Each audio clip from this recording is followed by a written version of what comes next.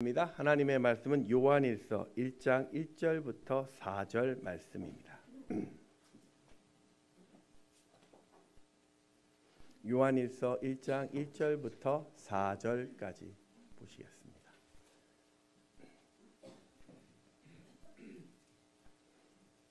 교독하겠습니다. 태초부터 있는 생명의 말씀에 관하여는 우리가 들은 바요 눈으로 본 바요 자세히 보고 우리의 손으로 만진 바라.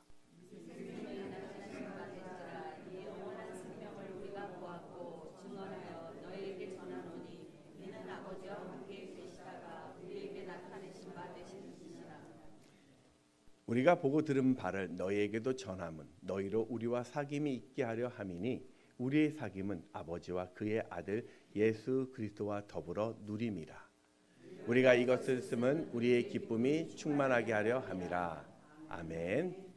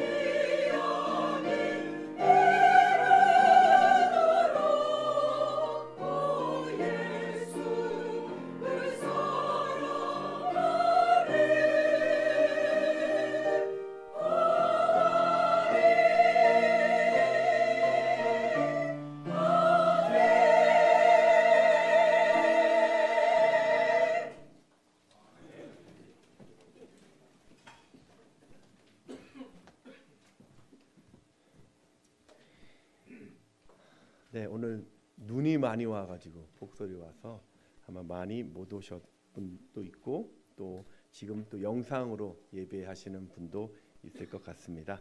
오신 여러분을 또 환영하고 또 옆에 계신 분들과 함께 인사했으면 좋겠습니다. 축복합니다.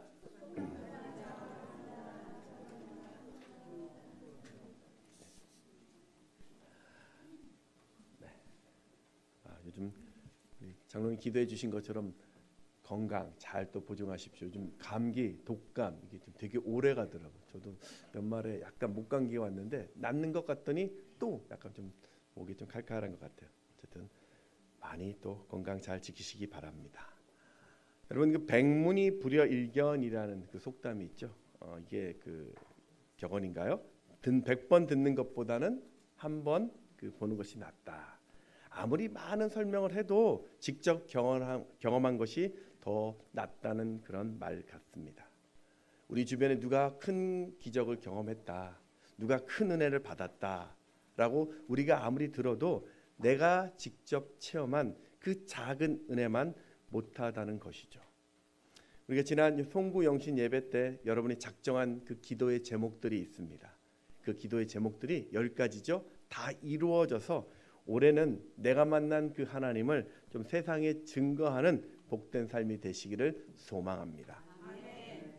여러분 그 기도 제목 보면 중요한 것은 뭐라고 쓰여져 있냐면요. 하나님이 도우시지 않으면 이루어질 수 없는 10가지 기도 제목. 여러분 이 말씀은 누가 좀 자꾸 오해를 하는 것 같아요. 아 이러면 하나님이 안 도와주면 소용없는구나. 이거 왜 적지? 라고 생각하지 마시고요. 그런 뜻이 아니라 하나님이 반드시 은혜 주시도록 날마다 믿음으로 구하라는 것입니다. 예. 여러분 아직 작성하지 않으셨다면 로비에 좀 비치가 되어 있습니다. 가져가셔서 작정하시고 집에 잘 보이는 데 두셔서 오다 가다 믿음으로 좀 기도하셨으면 좋겠습니다. 자, 옆에 계시면 다시 인사하면서 출발했으면 좋겠습니다. 믿음의 부유함을 누리십시오.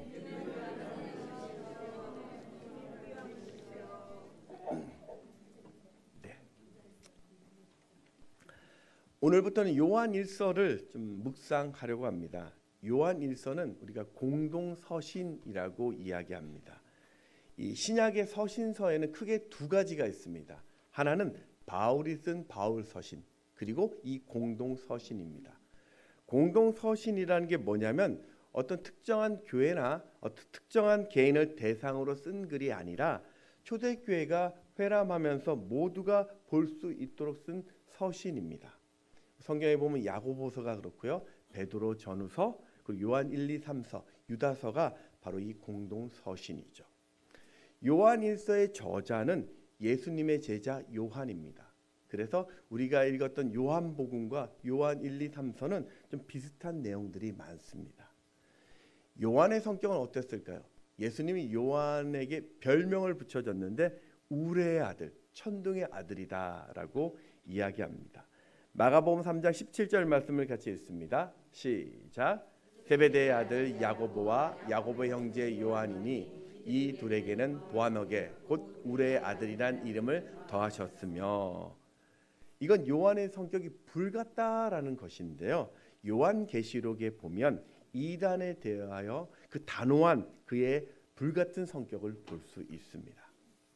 그리고 요한은 십자가에 못 박히신 예수님이 남기신 그 말씀을 들었던 유일한 제자였고, 부활하신 예수님을 만남으로 이 우레 같은 그 성격에서 사랑의 사도로 변화되면서 12 제자 중에 최후까지 그 예수의 사랑을 전한 자가 됩니다. 이 요한일서를 기록했던 장소는 에베소로 추정하고 있습니다. 바울이 이 에베소에서 교회를 개척했죠. 에베소 교회를 개척했고 디모데가 바울 뒤를 이어서 이곳에서 목회하다 순교를 하고 그 후에 요한이 예수님의 어머니 마리아와 함께 에베소 교회를 목회하였습니다. 요한일서는 요한이 요한복음을 기록해서 교회에 보냈는데 그 이후에 이단들이 많은 교회를 혼란스럽게 하자 그 위기를 해결하려고 쓴 서신입니다. 그러니 요한일서의 목적은 천국 영생입니다. 요한일서 5장 13절 말씀을 읽습니다. 시작. 내가 하나님의 아들의 이름을 믿는 너희에게 이것을 쓰는 것은 너희로 하여금 너희에게 영생이 있음을 알게 하려 함이라.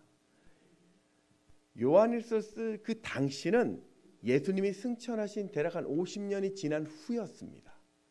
사도들은 이제 요한을 빼놓고는 다 세상을 떠났고 하나님 나라를 그렇게 열정적으로 전파했던 그 믿음의 1세대들도 다 세상을 떠났고 이제 신앙의 2세대, 3세대들이 그 교회의 주류가 되었습니다.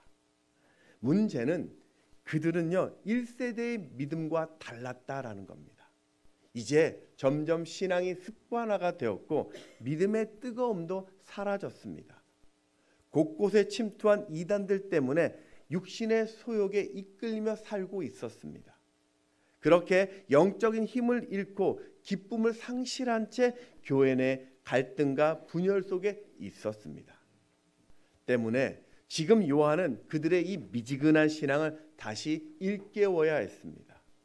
사라진 하늘의 기쁨을 회복시키고자 오늘 이 서신을 작성한 것입니다. 여러분, 오늘 우리도 때때로 우리의 신앙의 모습을 뒤돌아보면 언젠가부터 이 알 수 없는 허전함을 느낄 때가 있습니다.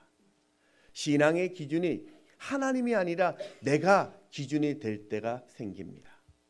신앙생활에 어떨 때 섭섭함이 생기기 시작하고요. 배신감도 느끼고요. 또한 상처도 받습니다. 습관에 익숙해져서 이제 기쁨보다는 지루함으로 먼저 다가오곤 합니다. 무엇이 문제일까요? 오늘 저는 요한의 두 가지 처방을 통해서 우리에게도 찾아오는 이런 미지근해진 신앙을 좀 어떻게 다시 깨워야 할지, 또 희미해져가는 삶의 기쁨을 우리가 어떻게 회복할 수 있을지를 살펴보겠습니다. 첫 번째는요, 인생의 영원한 왕이 계시다는 것입니다. 왜 이들이 영적인 메마름에 빠졌습니까? 그 뜨거웠던 열정과 기쁨이 왜 지금은 이렇게 식어져 있을까요? 나이가 90이 넘은 이 요한은 너희들이 태초부터 있었던 이 생명의 말씀을 알지 못했기 때문이라고 진단을 합니다. 오늘 1장 1절 말씀을 같이 읽습니다. 시작. 태초부터 있는 눈으로 본 바요, 자세히 보고 우리 손으로 만집니다.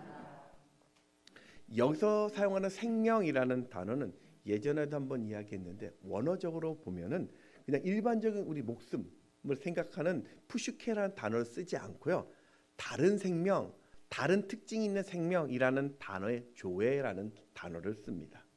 그러니까 태초부터 다른 생명이 있는데 그 말씀이 바로 하나님이시다라고 이야기하는 것이죠. 우리 요한복음 1장 1절에 보면 이런 말씀이 있죠. 태초에 말씀이 계시니라. 이 말씀이 하나님과 함께 계셨으니 이 말씀은 곧 하나님이시니라. 여러분, 이 생명의 말씀이 이 땅에 육신으로 왔는데 그분이 바로 예수님이시다라는 것입니다. 요한복음 1장 14절 말씀 같이 읽습니다. 시작.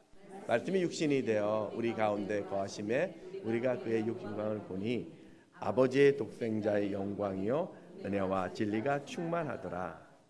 아멘. 결국 요한은 신앙을 회복하고 다시 기쁨을 누리기 위해서는 분명히 붙잡아야 할 것이 있는데 바로 태초부터 있었던 영원한 생명, 바로 예수님이라고 전합니다. 여러분, 우리가 믿는 예수님은요, 그저 2000년 전에 살다 역사 속에 사라진 그런 영웅이 아닙니다. 한 시대를 풍미했던 성인 군자가 아닙니다. 예수님은요, 영원한 생명이십니다. 세상이 시작되기 전부터 계셨던 그 예수님은 2000년 전에 이 땅에 세상의 죄를 지고 하나님의 어린 양으로 오셨습니다. 요한복음 1장 29절에 보면 이튿날 요한이 예수께로 자기에게 나오심을 보고 이르되 보라, 세상 죄를 지고 가는 하나님의 어린 양이로다. 그리고 사람들의 그 모든 죄를 예수님께서 십자가에 대신 지고 죽으심으로써 이제 모든 사람들이 다 하나님께로 나아갈 수 있는 길을 여십니다. 이사야서 53장 우리 6절 말씀이네요. 같이 읽습니다. 시작. 우리는 다 양 같아서 그릇 행하여 각기 제 길로 갔거늘 여호와께서는 우리 모두의 죄악을 그에게 담당시키셨도다. 아멘. 그로 인해서 그것 때문에 우리는 드디어 하나님의 이 죄의 진노에서 벗어나서 하나님과 화목하게 될 수 있었습니다. 로마서 5장 10절에 보면 곧 우리가 원수 되었을 때 그의 아들의 죽으심으로 말미암아 하나님과 화목하게 되었은즉 화목하게 된 자로서는 더욱 그의 살아나심으로 말미암아 구원을 받을 것이니라. 그리고 그 영원하신 왕 되신 예수님이 살아나심으로 오늘도 우리와 함께 계십니다. 때문에 여러분이 예수를 믿는다면 언제 무엇이든 다시 시작할 수 있습니다. 우리가 복음서에 보면요, 예수님 주변에 수많은 사람들이 몰려들었습니다. 그들은요, 그 예수를 만나는 그 사람 누구나도 다 치유와 회복의 능력을 맛보았습니다. 왜일까요? 바로 예수님이 생명이시고 또 생명을 주시는 분이시기 때문입니다. 시편 우리 36편 9절 말씀 같이 읽을까요? 시작. 진실로 생명의 원천이 주께 있사오니 주의 빛 안에는 우리가 빛을 보리다.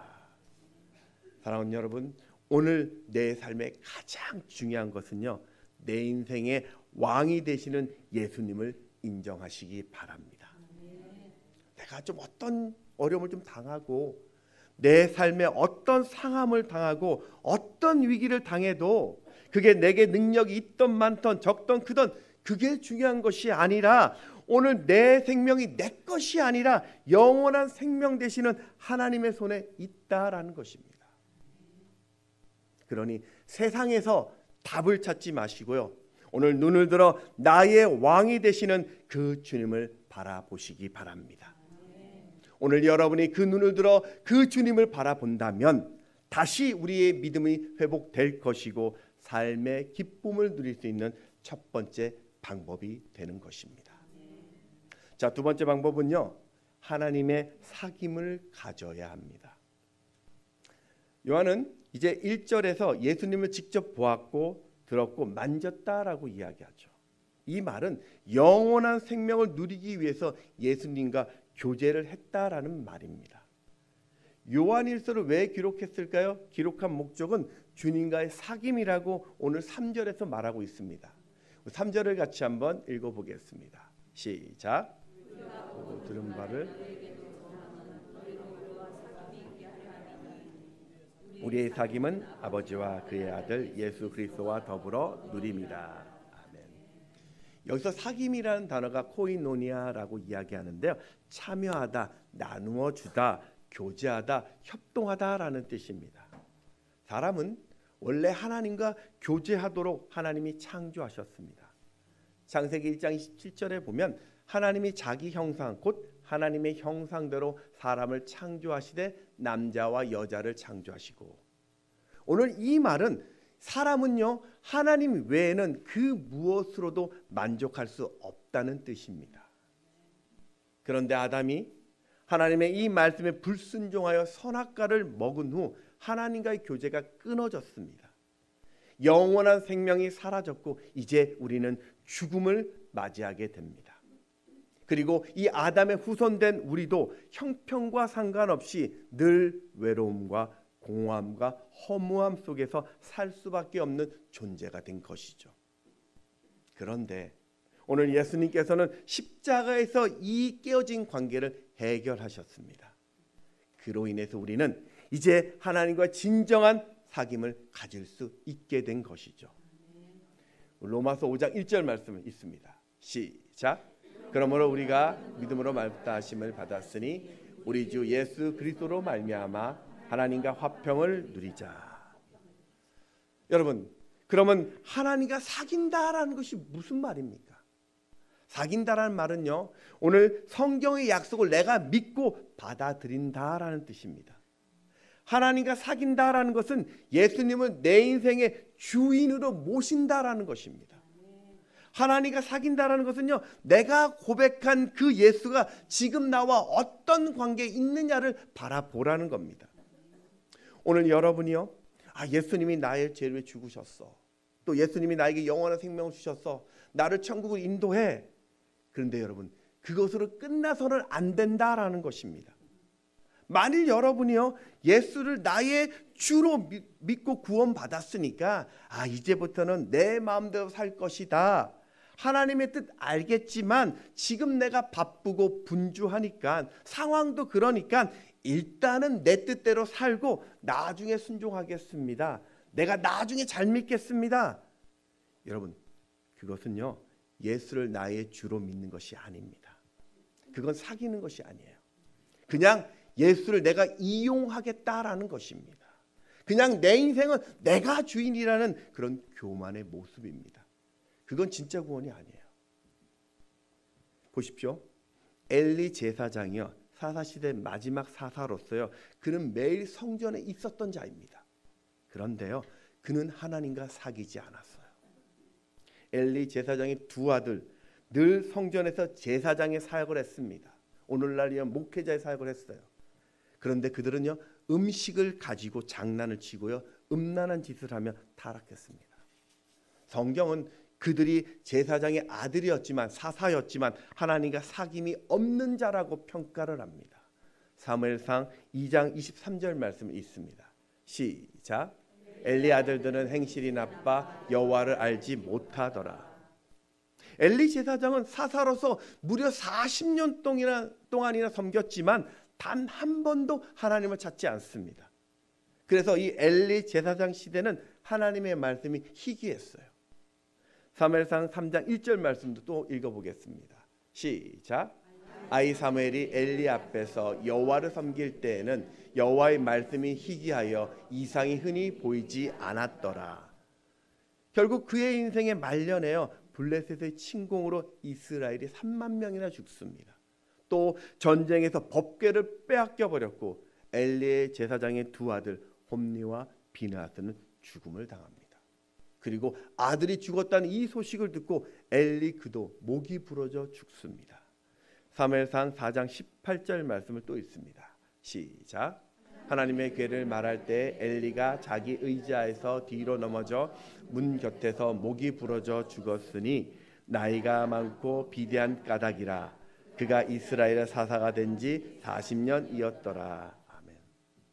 그러니까 여러분, 내가 하나님을 믿는다고 입으로 말해도, 내가 교회 열심히 다닌다 해도 내 인생 내가 왕이 된 사람은 자신의 소견대로, 하나님의 말씀이 아니라 내 뜻대로 살게 된다는 것이죠.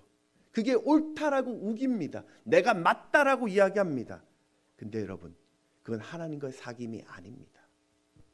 우리가 예수를 믿으면요 그분이 나의 죄를 사해 주시고 우리의 구세주가 되는 동시에 살아계셔서 오늘 내 인생의 주가 되심을 믿는 것입니다.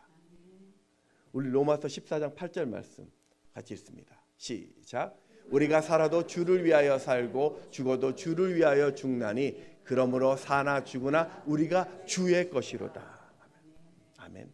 내가 예수를 믿는다라고 이야기하면 내가 구원받아 영원한 생명을 알고 천국 백성으로 사는 것 동시에 오늘 내 인생 내 삶에 왕이 되신다라는 고백이 있어야 합니다. 그래서 그분의 말씀에 날마다 내가 순종당하는 것이, 그 말씀에 따르는 것이 기쁘다라고 생각하고 만족하게 생각하는 것, 그게 하나님과 사귀는 것입니다.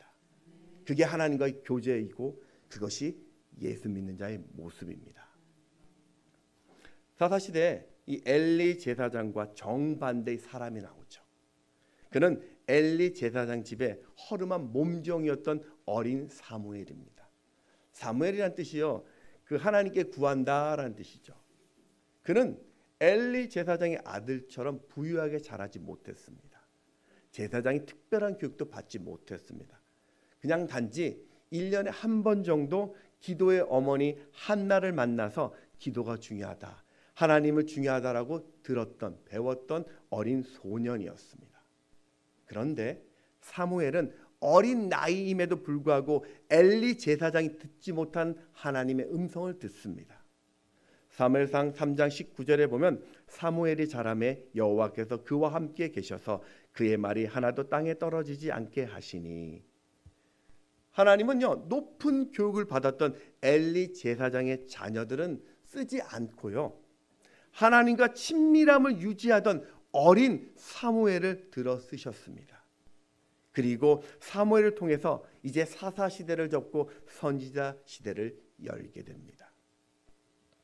관계 철학을 정립했었던 20세기 그 유대인 종교 철학자인 말틴 부버는 이런 말을 했습니다. 너와 나 사이에 아무리 인격적인 교감을 가져도 영원한 당신과의 만남이 없으면 우리의 만남은 온전할 수 없다.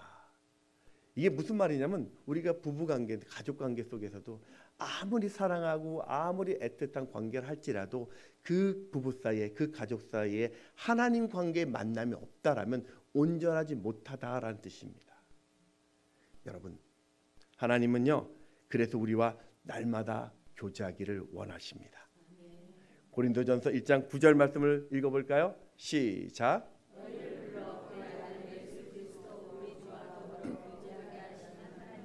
미쁘시다. 오늘도 그분은요, 우리와 감정을 나누길 원하시고요, 우리의 생각을 나누시길 원하시고, 우리와 친밀한 대화하시기를 원하십니다. 그분은요, 우리가 겪는 그 모든 일을 함께 감당하시기를 원하세요. 그게 지금 요한이 말하는 하나님과의 사귐이라는 뜻이고, 진짜 예수 믿는 자의 모습입니다. 그리고 하나님은요, 그런 사귐이 있는 자에게 바로 참된 기쁨을 충만케 하십니다. 오늘 4절에 보면 우리가 이것을 쓰면 우리의 기쁨이 충만하게 하려 함이라. 여기서 나온 기쁨이라는 것은요, 우리가 단순히 감정적인 상태를 말하는 것이 아닙니다. 감각적이거나 충동적인 그런 감정의 기복을 말하는 것이 아니에요. 하나님이 주시는 이 기쁨이라는 것은 이러한 단순한 감정을 뛰어넘는 기쁨이에요. 지속적인 힘이 되고 능력이 주시는 기쁨입니다. 그리고 영원한 생명으로부터 공급받는 기쁨입니다. 시편 16편 11절에 보면은 주의 앞에는 충만한 기쁨이 있고 주의 오른쪽에는 영원한 즐거움이 있다. 이게 하나님이 주시는 기쁨이라는 거예요. 언제나 우리가 즐거움 가운데 살아갈 수 있고 어느 순간에서 충만한 기쁨 가운데 찬양할 수 있는 것. 그래서 삶에 공고함이 온다 할지라도 환난을 당하고 무기력함에 직면해도 절대 빼앗기지 않는 기쁨입니다. 세상에 환난을 당할 때 거뜬히 이겨낼 수 있는 영적 희열. 여러분, 하나님으로부터 오는 이 기쁨은요, 이제 도저히 혼자 감춰둘 수 없는 기쁨이 됩니다. 요한복음 4장에 보면 그래서 수가성 여인은요, 목마른 인생을 살다가 우물가에서 만난 그 예수 때문에 물동이를 던져버리고 동네를 뛰어가서 온 동네 사람들에게 내가 메시아를 만났다라고 크게 기뻐 외친 것입니다. 요한복음 4장 28절 29절 말씀 같이 읽습니다. 시작. 여자가 물동이를 버려두고 동네로 들어가서 사람들에게 이르되 내가 행한 이 모든 일을 내가 말한 사람이 와서 보라. 이는 그리스도가 아니냐 하니. 사도 바울도 그렇습니다. 사도 바울도요, 하나님과의 사귐 속에서만 맛보았던 그 기쁨 때문에 자기가 지금 감옥에 갇혔음에도 불구하고 오히려 감옥 밖에 있는 그 교인들을 향하여 주 안에서 항상 기뻐하라고 외쳤습니다. 빌립보서 4장 4절에 보면 주 안에서 항상 기뻐하라. 내가 다시 말하노니 기뻐하라. 그렇습니다, 여러분. 우리가요, 날마다 예수님과 사귐을 가지면요, 미지근한 그 신앙에 기쁨이 넘칩니다. 예수를요, 오늘 내 인생의 주인으로 모신다면 무뎌진 그 신앙생활에 기쁨이 충만해질 것입니다. 그러니 매일 매순간 생명의 근원 되시는 그 예수님과 교제하십시오. 어떻게 교제할까요? 어떻게 교제할 수 있습니까? 날마다 생명의 그 말씀 앞에 서시기 바랍니다. 바쁘면 바쁠수록 더 생명의 말씀을 붙잡으십시오. 매일 여러분의 마음을 그분께 좀 아뢰어 보십시오. 내가 무엇으로 살아야 할지, 어떻게 살아야 할지 기도하심으로 그분의 음성을 들어보십시오. 베드로전서 1장 23절 말씀 또 읽어보겠습니다. 시작. 너희가 거듭난 것은 썩어질 씨로 된 것이 아니요 썩지 아니할 씨로 된 것이니 살아있고 항상 있는 하나님의 말씀으로 되었느니라. 아멘. 미국 보스턴에 가보면 명소 중에 하나가 보스턴 트리니티 교회가 있다고 합니다. 이 교회는 미국 10대 건물로 선정되었는데요. 그 교회도 예쁘지만 저렇게 교회 옆에 비춰진 그 옆에 존 행콕 빌딩이 있다고 하는데 그 유리면에 비춰진 교회의 아름다움으로 유명한 곳이라고 합니다. 근데 더 유명한 것은 이곳이 19세기 미국 최고의 설교자라고 일컬어지는 필립스 브룩스 목사님이 목회했던 곳입니다. 이분의 명언 중에 이런 명언이 있습니다. 인격은 중요한 순간에 드러나지만 인격의 형성은 평범한 순간에 이루어진다. 쉬운 인생을 달라고 기도하지 말고 강한 사람이 될 수 있도록 기도하라. 이런 명언을 남기셨고요. 여러분 우리가 부르는 찬송가 120장 오 베들레헴 작은 골 그 찬양을 작사한 분이십니다. 이분이 사역했던 그 시대는요. 자유주의 신학이 일어났던 시대였습니다. 자유주의 신학이 무엇이냐면 인간의 이성과 합리성을 근거로 인간의 경험을 중시하면서 성경을 보기 시작합니다. 그러니까 이런 겁니다. 예수님의 기적이나 예수님의 신성은 이건 인간적으로 보면 말이 안 된다. 이런 부분을 제외합니다. 그래서 예수님의 윤리적인 가르침에 집중했던 신학이라고 할 수 있습니다. 당시가 그랬어요. 그런데 이 브룩스 목사님은 수많은 공격을 받았지만 끝까지 이 자유주의 신학을 반대하면서 예수님이 영원하신 하나님의 아들신 그 복음만을 전합니다. 이후에 그 설교에 감복된 이 하버드대 그 교수들과 학생들이 그를 기리기 위해서 이 하버드 대학교의 학생회관을 그 이름으로 세웠고요. 그가 세상을 떠난 후에는 그 보스턴시에서 그 브룩스 목사의 복음적 그 열정과 목회를 기리기 위해서 교회 앞에 동상을 세웠습니다. 이 당시 조각가가 세인트 오드슨이라는 사람인데 이 사람은 한 번도 이 브룩스 목사님을 본 적도 없고 설교를 들어본 적도 없었어요. 그래서 동상을 만들기 전에 이 사람이 어떤 사람인가 궁금해서 이분의 설교를 듣기 시작합니다. 그리고 그 사진을 보며 연구하다 자신도 모르게 그 예수님을 만났습니다. 그리고 어느 순간부터 이분이 예수님과 사귐을 가지게 되었습니다. 진짜 믿었다는 거예요. 동상의 모습이 저렇습니다. 이 조각가는 위대한 설교자 동상을 어떻게 만들까를 기도하고 묵상하다가 한 손으로는 성경을 들고 또 한 손으로는 천국으로 가는 사람들을 가리키게 만들었어요. 성경이 말씀이 천국으로 인도한다, 영혼을 인도한다라는 그런 의미를 메시지를 주었습니다. 그리고 그 동상 뒤에 브룩스의 그림자진 것처럼 예수님의 모습을 반쯤 가려진 채로 만들었습니다. 이 조각가는 사람들이 조금 더 보여주셔도 됩니다.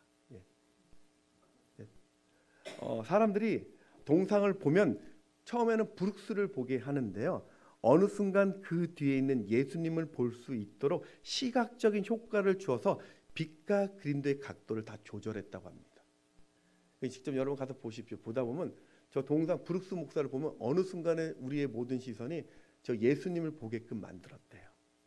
그러니까 이 조각가는 사람, 위대한 설교자를 집중하지 않고 영원한 생명 되시는 예수님께 집중하도록 만든 조각입니다. 여러분, 언젠가부터 우리가 영적인 눈이 어두워져 가고 말씀을 들어도 내 삶이 그렇게 순종하지 못하고 내 삶에 하나님의 존재가 흐려져 가고 있다라면 지금 내가 영적으로 비대해져 가 있는 것입니다. 하나님과의 사귐이 끊어져 가고 있는 것입니다. 그건 인생의 위기입니다. 여러분 때문에 지금 때를 따라 돕는 은혜 주시는 하나님께 우리가 담대히 나가야 합니다. 히브리서 4장 16절 말씀을 같이 읽습니다. 시작. 그러므로 우리는 은혜의 보좌 앞에 담대히 나아갈 것이라. 아멘. 오늘 여러분이요 하나님께로만 나아갈 수 있다면 그 하나님이 빛이 있어서 그 모든 어둠이 떠나갈 것입니다. 여러분이 하나님께로만 나가면 사랑이 있어 그 모든 외로움이 사라질 것입니다. 여러분이 하나님께로만 간다면 생명을 볼 수 있어 그 모든 죽음이 사라질 것입니다. 하나님은 언제나 여러분에게 희망이 되십니다. 하나님은 우리의 영원한 왕이 되십니다. 그러니 사람 찾아다니지 마시고 하나님과 더 깊이 사귀시기 바랍니다. 그분의 말씀을 듣고요, 그분께 나와서 구하시고 그분께 순종함으로 그렇게 하나님과 친해지십시오. 그럴 때 하나님은 나를 뜨겁게 다시 세워갈 것이고 다시 충만케 하실 것이며 내게 샘솟는 기쁨을 주실 것입니다. 말씀을 정리하겠습니다. 모든 사물에는 그 나름의 특징들이 있죠. 소나무에게는 소나무, 밤나무에는 밤나무, 동물은 동물. 그럼 그리스도인들에게는 어떤 특징이 있을까요? 오늘 본문에는 하나님의 사귐이라고 이야기합니다. 여러분, 우리 인생의 원동력은 영원하신 하나님이십니다. 내 인생 가장 큰 위기는 그 하나님과의 사귐이 사라졌기 때문입니다. 그러니 매일 매순간 하나님과의 사귐을 누리는 자 되십시오. 성경을 묵상하면서 하나님과 깊이 만날 수 있는 그 계획을 세우십시오.